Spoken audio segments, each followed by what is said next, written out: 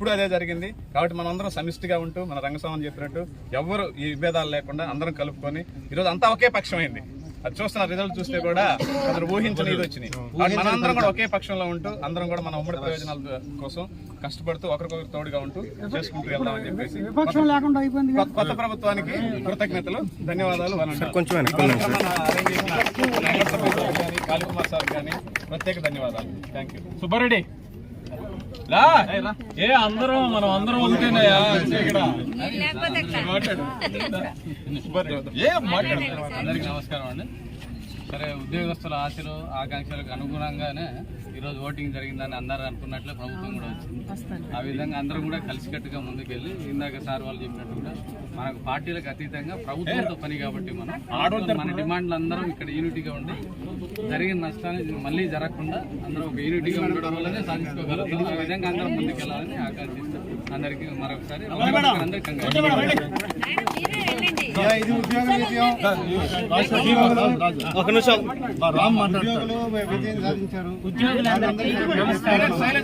ఇలాంటి ఘనమైన విజయం అందించిన ఉద్యోగుల ద్వారా అందించబడింది కూటమి ప్రభుత్వానికి.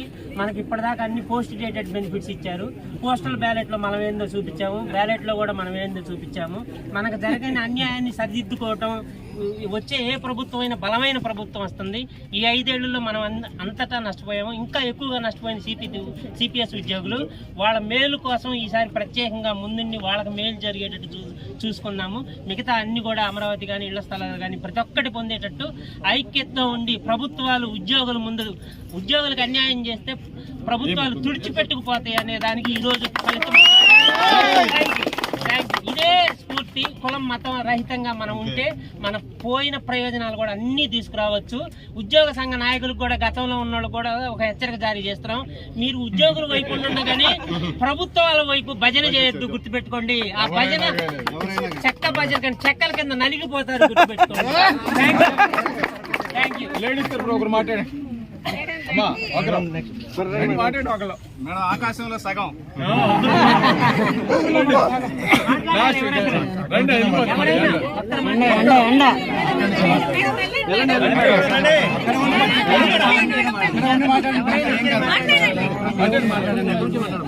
మొత్తంగా 3 మాటలు 50% ఆక్యుపెన్సీ.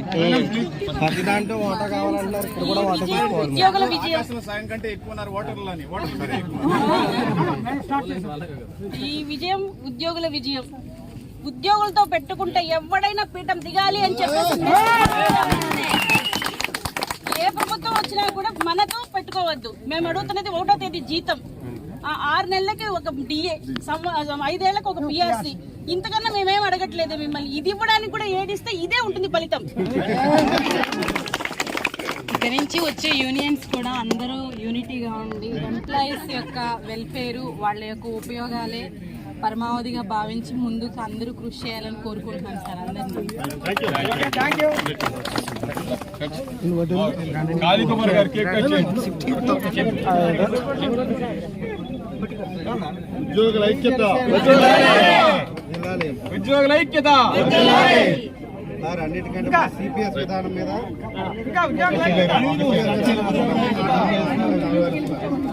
సిపిఎస్ విధానం రద్దు చేయాలని కొత్త ప్రభుత్వం ఉద్యోగుల ఆకాంక్షలు నెరవేర్చుదని అందరూ ఉద్యోగులందరూ కూడా ఆశాభావం కొద్దిగా అన్న హ్యాండ్ దివా, అన్న హ్యాండ్ దివా.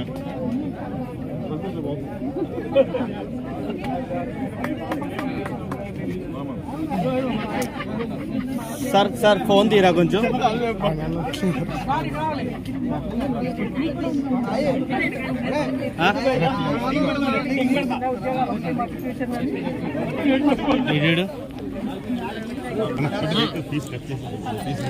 దయచేసి స్పీడ్స్ తీసుకెళ్ళండి. దయచేసి ప్రతి ఒక్కరు దయచేసి తీసుకెళ్ళండి.